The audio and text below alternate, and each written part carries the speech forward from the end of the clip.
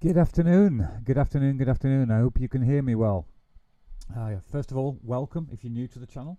A massive warm welcome to Elite EDM Stars with myself, Darren Baton. I'm the owner of Elite EDM Stars. I produce under the name Dirty Midranger and DB9 Project, mostly Dirty Midranger these days because of house music styles that I'm producing. So yeah, hopefully we're back and you can hear me clearly. I think I've sorted out all of the issues with the microphones and stuff I've had for the last few weeks. And as somebody said to me on the channel, thanks, it's good to see me back streaming, and it is good to be back streaming. It's been a tough few weeks trying to get on top of things, but we're getting there, and I've got lots of ideas and new content to start bringing you in the near future. I've got a little sort of like 3-minute tech tip video I'm going to sort of release. It's more detailed, but it's taking a section of today's video and just putting that into a quick tech tip video that you can reference and find quickly. I will put the timestamps into the videos. I haven't had a chance the last few weeks to do the timestamps. I did take a few weeks off just to give myself a bit of a refresher to try and sort of collate what I've done over the last 17 months. I hadn't actually stopped creating content or building the website or anything literally for nearly 18-19 months now. So I took a few weeks off just to take a step back and give myself that breathing space and time off to sort of refresh the mind and stuff. It's very important. You've got to look after yourself, got to look after your mental health, got to look after your mindset, because it is part of what you do. It's a muscle. It needs training. So learning new stuff is good, but also taking time off. I like to meditate and it helps. So what we're going to be doing in today's session is I'm going to show you how to make a vocal house track, or to start getting a vocal house track idea together. And I've got a couple of little different tricks just to sort of start giving it flavour straight away so that it doesn't sound boring. It's by no far a full track that I've got here, or finished, or sounding absolutely amazing. It's just an idea with a vocal and a bass line, some rhythm and a piano, and just adding some flavour to it, and trying to build the sort of, again, the way I like to start a track is to start with the sort of like a mini sort of break drop, and build it up into a sort of a drop where the kick and the bass comes in. So I've got the vocal. The vocal's in F, I think in F minor, and then I've programmed the bass line in for that, and then I've made a piano. I've programmed the piano in from that as well on top of that. And I've also got some vocal chops, which I've literally done today. I've obviously discovered a new way of doing vocal chops very, very quickly that can make your track sound interesting and really good when you've got those intro builds and stuff. And it's just taking the existing vocals and making them work in the track. So I've got those in MIDI here, and you can see I've got those in vocal slices. And there's multiple different ways you can do this and control this. Depends on the feel that you're after, and it's trial and error, but it also, there's some simple things that you can do very, very quickly that gives it some really sort of good timing and rhythmic vocal chops in the track. So I shall play the vocal. It's a Chantal Rose vocal. What I did is, first of all, to find the vocal, actually it's in A minor, not F minor. I thought it was in F minor. So the vocal's in A minor. I literally come into my browser. I started off in my usual loop mode, and I started dragging some vocal in and some ideas, and then programmed a bass line. I've got a bass line here, I think, in one of these, which is, actually no, it's that one. I didn't go with a sample. I started with a sample, but I didn't like the sample. So we've got this bass here.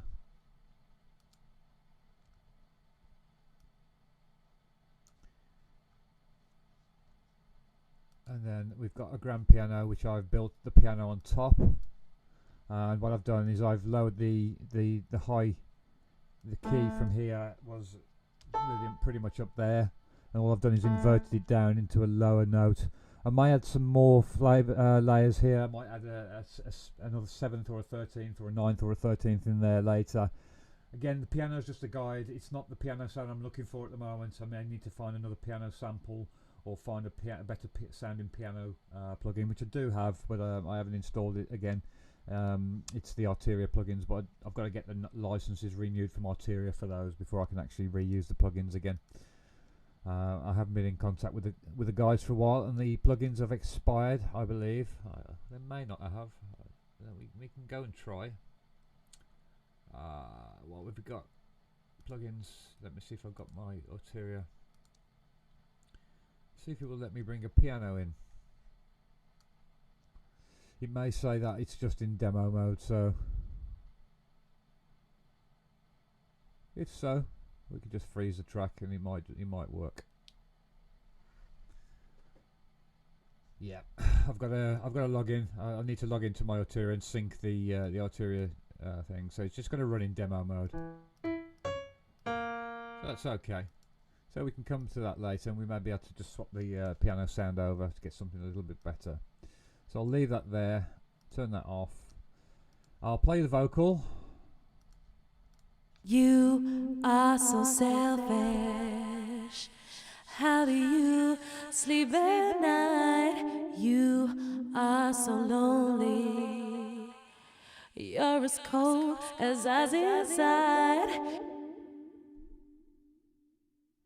Okay, so what I did there to get the vocal in there. Now you'll notice the vocal's in 124 BPM. My track is 123 BPM because I started out with these rhythms as well. I obviously looked for a vocal sort of first, but these samples were in 123, and when I tried to sort of time stretch them up a little bit, they start to sound a little bit phasey. So I've just left it at the original tempos for these samples and just brought this vocal back down to 123. And now I did this, instead of just dragging the vocal in and letting the time stretch automatically do its work, because it was just completely out of time. It's not 100% in time. You can see I've had to do a little bit of work along the way to get some time stretches in, and I may find myself sort of just chopping sections up and moving them around and fitting them in like so.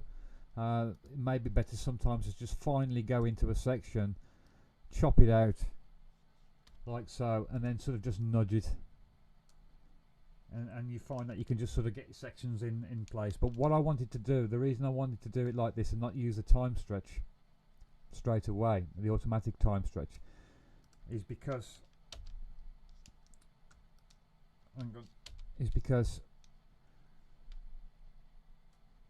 you want the vocal to sound as natural and close to the original BPM as possible. So obviously it was 124, and then what I've done is dragged it in and just slightly then moved it down 1 BPM.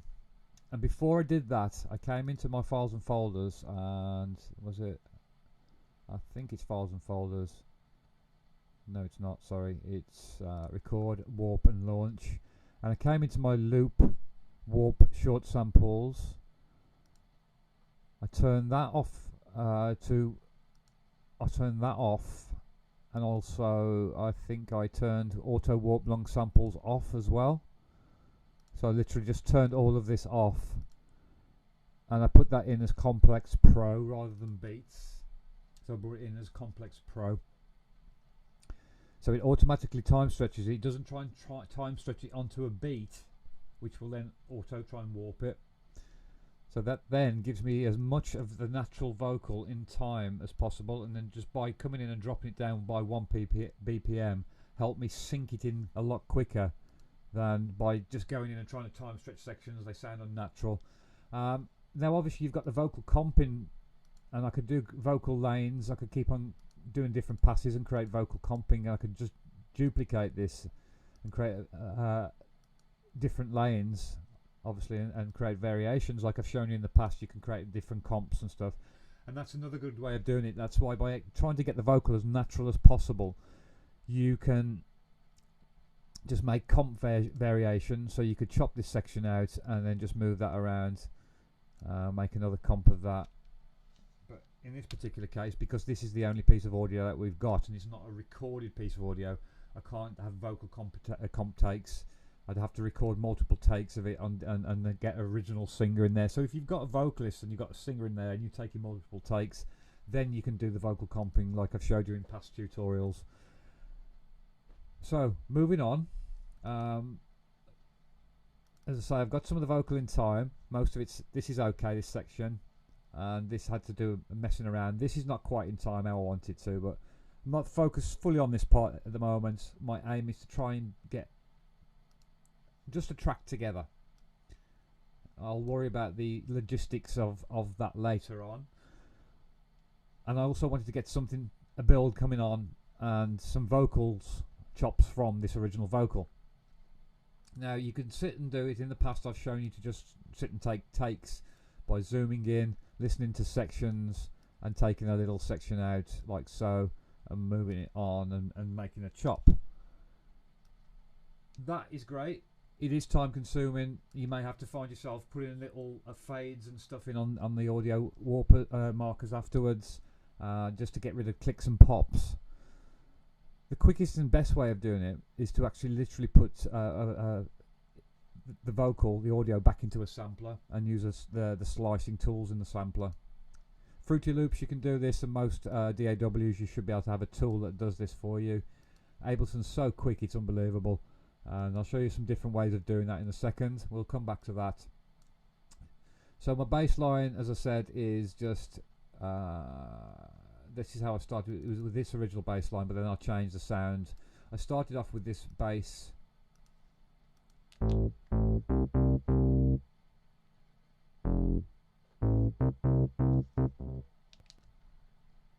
and then later on I moved it into just a bass sample, just looking for a nice bass shot, and I've used this bass shot to create this bass instead. And what I've done with the bass, if you notice the two basses, I'm going to load the two different basses up. So we'll go into that one and then we'll load this one, and you'll see I've changed, obviously I've had to change the octave of the note. But on the new bass, on the orange, you'll see what I've done. I've made a slight difference to the pattern. So I originally got this as my bass. This was how it was programmed, and then I've taken this away and put an extra note here, and I've taken this away here just to create breathing space between the piano and... So if I bring in the piano now, so I'm going to load, I'm just going to change this colour here so that you can see this is pink, and this is pink, and if I select this and this, we should have all of the elements here. So you can see the bass lines up around here in these orange notes. You can see that's the original bass line here, which sort of follows, but then I've taken some notes out. I've added some piano notes in here just to create a shuffle. I'm just now going to select just this bass line and the piano notes. Oops. Let's zoom in on that. So you can hardly see the bass. It's almost following.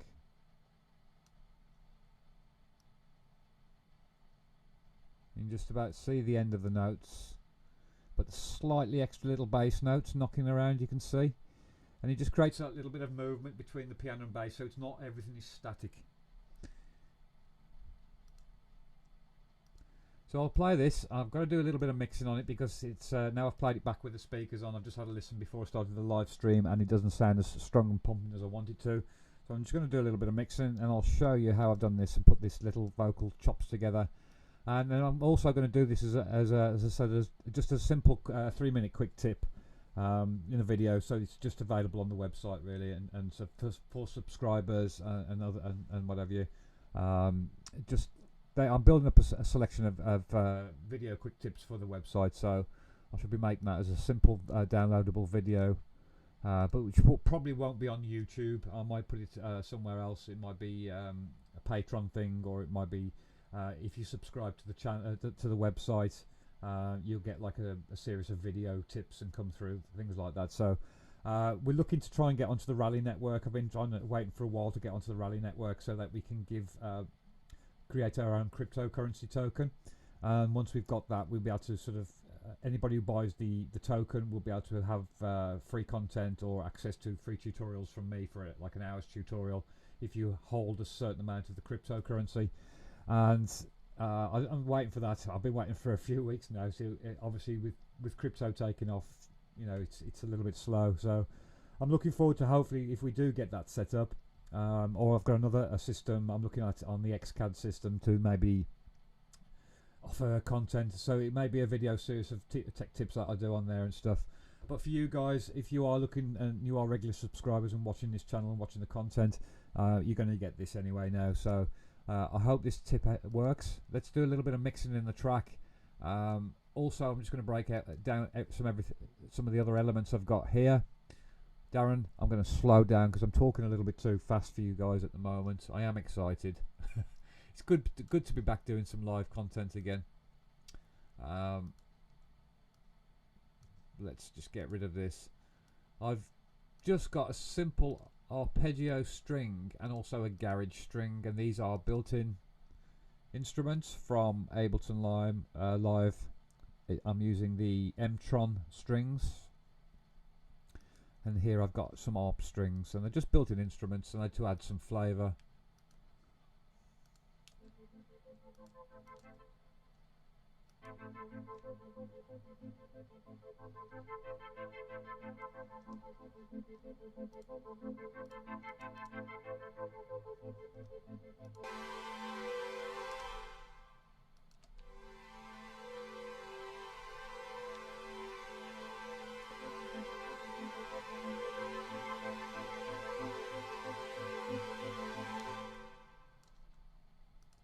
Okay, so what I'm going to show you, I'm just going to play this track through. We're going to do a little bit of mixing, and I'll show you this little trick. I'm just saving this to the end for you. So, but I'm hoping you're going to like this, because literally I did this afternoon before I did the session.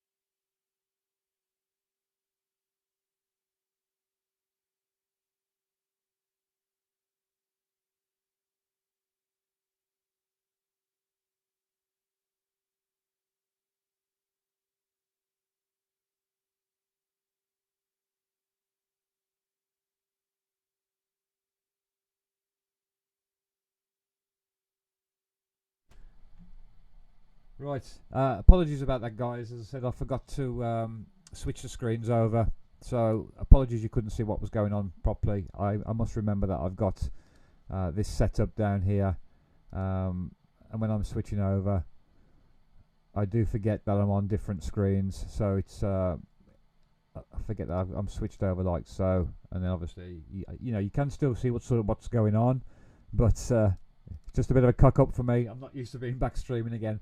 And before I did this, I actually started to set up a different view because I wanted to sort of like interact a little bit more and be able to switch screens and stuff. So apologies about that. I will get back into the flow of things. I'm going to do the track, and I'm going to do a bit of a mix down on the track. I must remember to keep turning my mic on and off. So let's get into it, and I'll show you how to do this trick. You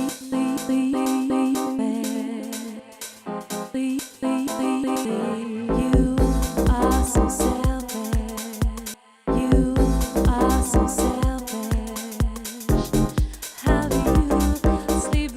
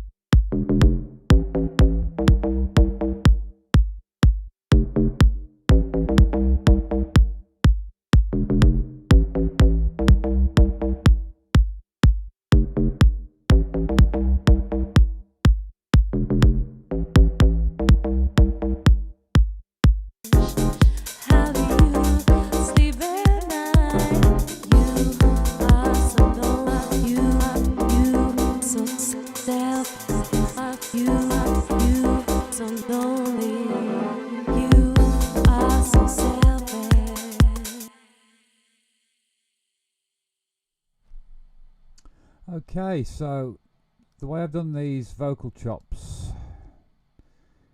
is I was playing around obviously with the keys. I started off with this, just played in a couple of different keys, recorded them in on the fly as MIDI. First of all, to get that there, I literally created a new MIDI track, and I've put the literally just dragged the MIDI like that, like in so, dragged it into the track, and it created a new sample, a new sample MIDI track in with a sampler. And then all I did is just turn on slice,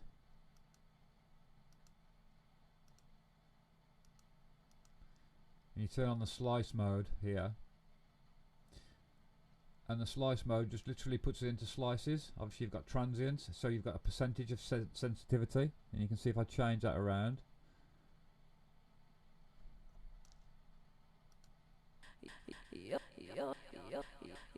You're destroyed. So has your so low, so low, so low, so so so so so so so so so so you are there you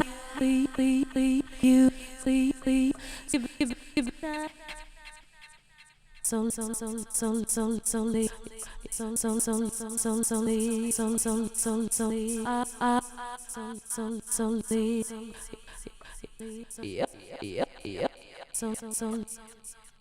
like so, guys. So all I did is I just recorded some sections in and then just started to make a little bit of a pattern up. It needs a little bit of tidying up and a bit of work, but all I'm doing is just literally triggering these from MIDI, and it's just a simple, quick and easy way of doing it. But also, just to add flavour to it, what I've done is a few tricks on the effects as well, just so it's not boring. And I'll turn the effects off so you can't hear those first. You so lonely. You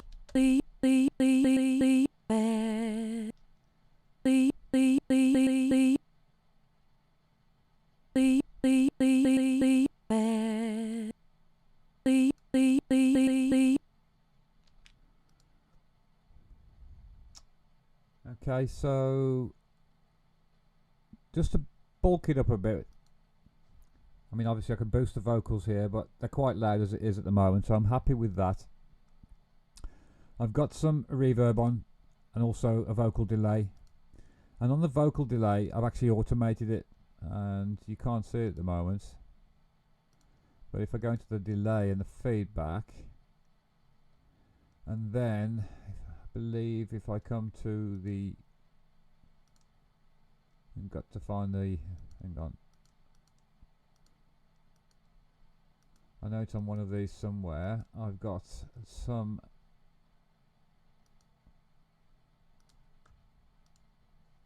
I think I thought it was the feedback. Yeah, that's very strange. I thought I had some feedback automation, which was making the sort of vocals wash around. It could be here. It's very strange. Yeah, I thought I had some automation. The automation I had on here seems to have gone. I had some automation on here which was making the vocals sort of wash around with the effect on the feedback here. I must have overwritten that by doing something. I could have swore it was on one of these. I know it's definitely on the vocals, because I started messing around with the vocals at first to do this. It looks like that's gone missing. So what I was going to do and show you was, I've literally just got this feedback here, and it was on, and it was in a peak, and it was going up and down really. It's still there though.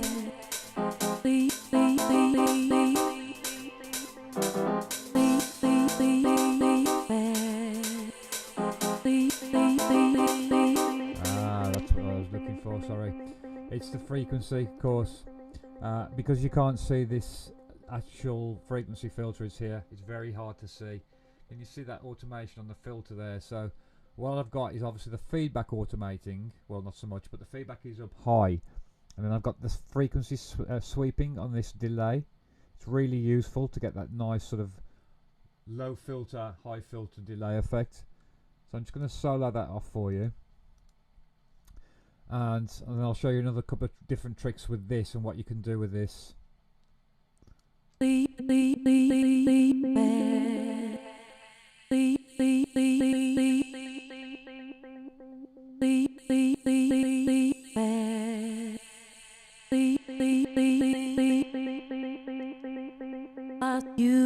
You so self, you so lonely. Now don't forget, guys, when you are doing something like this, don't forget that you've obviously got a lot of feedback on this delay. So obviously I've named this vocal delay. Get very organized with your delays and effects, because if you start using this delay on something else and you've got a lot of feedback going on, you might wonder why it sounds all washy and there's too much going on in the mix, and it can sort of suddenly start making your mix sound cluttered. And if you don't know how to get rid of that frequency and that bass and that sort of compiling of frequencies building up, flutter echoes building up, you create a lot of amplification in your mix. So just be mindful that you've got these peaks of going on, especially with the feedback. Obviously you've got the feedback here. You can see the feedback is at full here, 90%.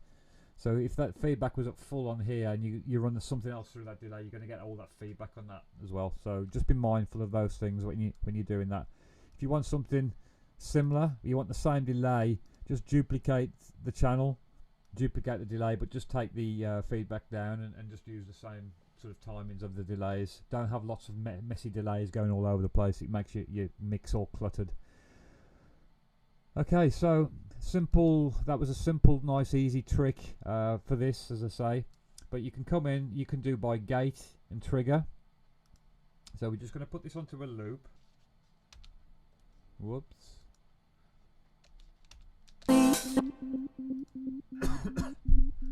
And before we do that as well, I'm going to add a little bit of Haas effect to widen the vocal, make it sound wide and loud. But when I do this, I want you to also double check your mixes.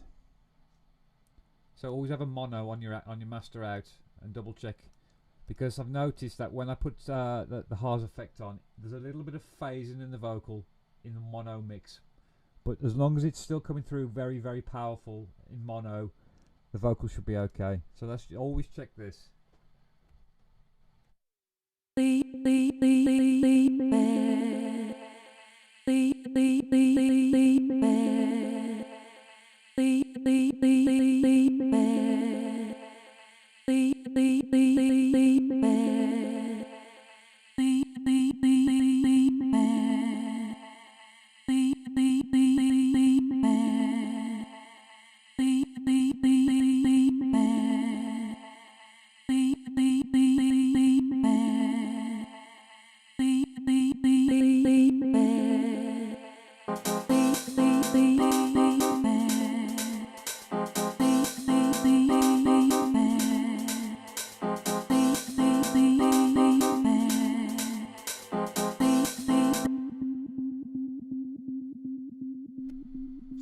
Okay, so that's just going through a bit of a mix technique, putting a Haas effect on there, but just checking the phase in there, making sure it sounds okay, still in mono.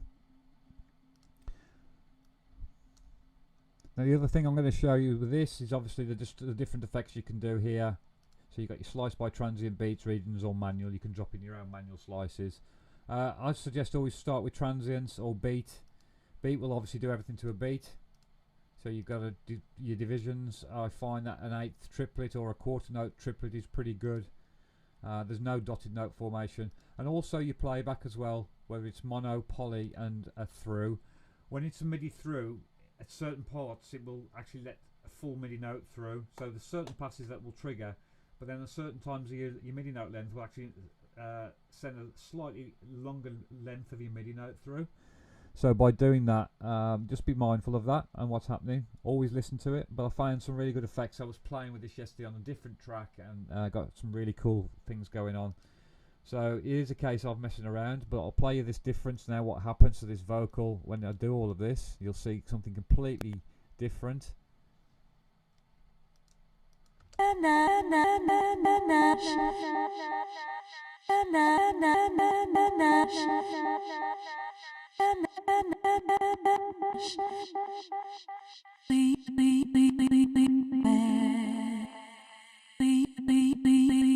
Dead and you're so dead as a dear. So as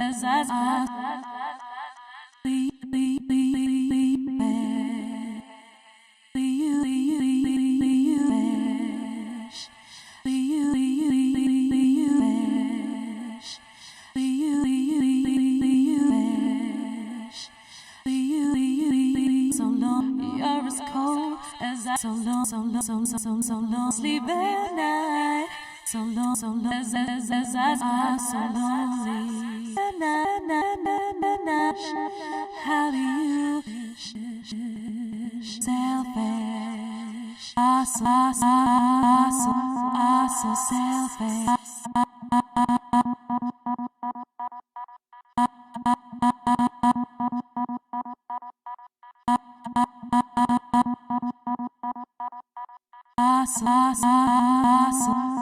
So selfish,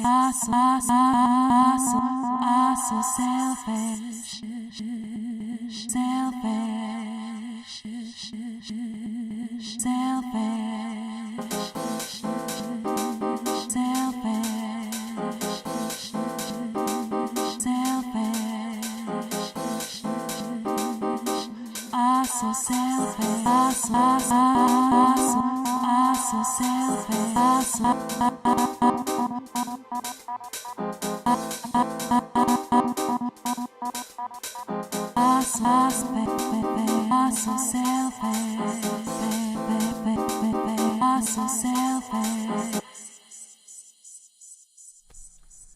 So there you go. You can see that I can come up with so many different types and variations. So it's literally just taking a MIDI pattern I've put in there, and some chops that I've recorded in myself, and then just coming up with some different variations. And obviously it will sound completely different on this part.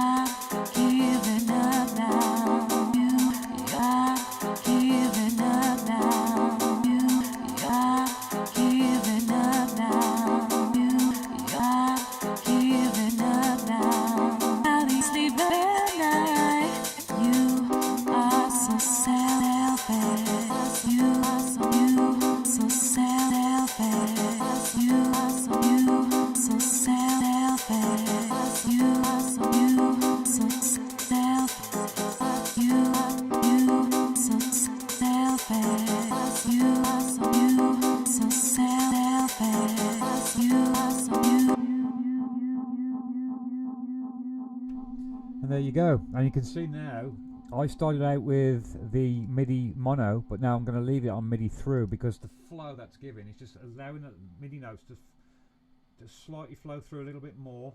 It's just releasing the notes and just creating a lovely bouncing rhythm from the MIDI patterns I've got going on here. So you can do so many different things with that in your build up of your track. So that's pretty much it for today, guys. It's nice, short and sharp one, hopefully, for you. 20 minutes or so. It's not short and sharp, but you know what I mean. Yeah. So if you've got any thoughts, any comments, there you go. First, and also what I want to say is as well, I'm doing this content all the time, but obviously I want to know what you guys think, and I want to know what you guys want to learn.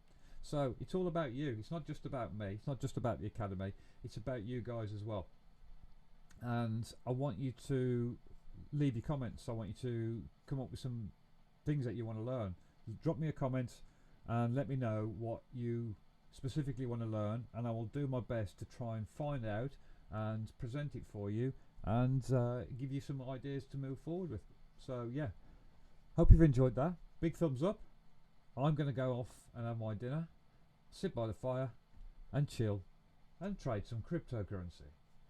Ciao.